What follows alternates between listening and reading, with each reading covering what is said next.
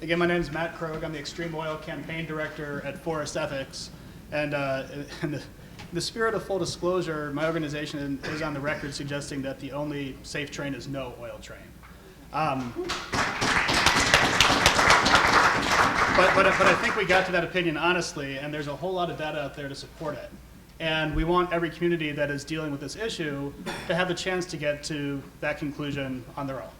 And so what Karen and I are going to talk about right now is really looking at the sort of information that we can use to share with decision makers, with city councils, Ben, whoever else we need to talk to actually emphasize the issues associated with oil trains and what they mean for communities.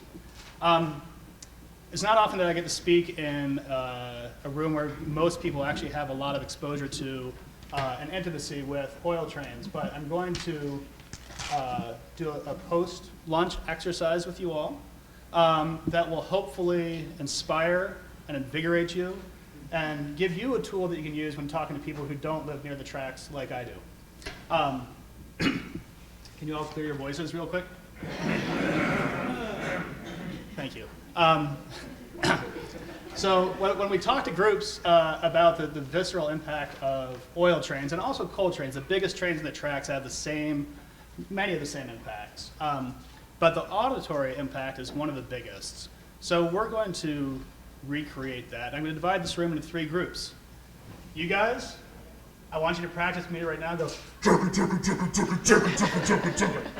Come on. Louder. Louder. Okay, stop for a second. You guys, ready to go?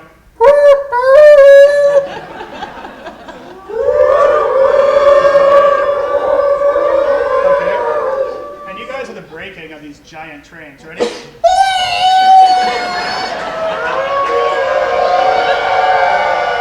Okay.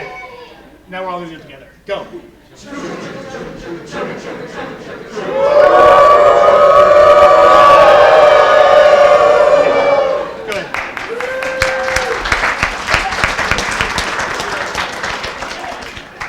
As a side note, this is a picture taken by my friend Paul Anderson, who's a photographer right over here. He's amazing, and you're going to see a lot of pictures today and the next couple days that he took. The next slide is, who here self-identifies as an organizer or a community organizer? Awesome. This slide's for you. As we look at this issue all over the country, one of the things that I think all of us are interested in, and we especially at ForestEthics are trying to push, is the idea that a lot of the ability to do something about oil trains really starts at the base level. It starts with organizing, it starts with communities. And the ability of those communities to reach out to make legal changes, to get political pressure out there, to get media going. And so the thing that I want to emphasize and put out there is that we really do believe in a theory of change that comes from this base level. I'm going to talk about it after Karen goes, but we're going to talk about this a lot tomorrow and the next day. And I really want to thank the Heinz Endowments for putting together a program today where we can reach sort of a baseline of some of this background information, really understand what all the nitty-gritty looks like, because tomorrow and the next day, and a bunch of people come up to ask me and ask me to discuss the difference between today and the next 2 days. We're really going to be coming together, looking at collective development of strategies, trying to understand what local impacts look like together, and look at what we can do next. And this slide is intended to represent that we're actually coming together, working on those strategies, and building something together as Oil Train Response over the next couple of days. And so part of this, one of the real baselines for all of this is having, as I said at the beginning, accurate information. So many activists that I know, so many organizers are so good at telling their stories and their narratives, but it's not just the emotional connection. We actually have to have data.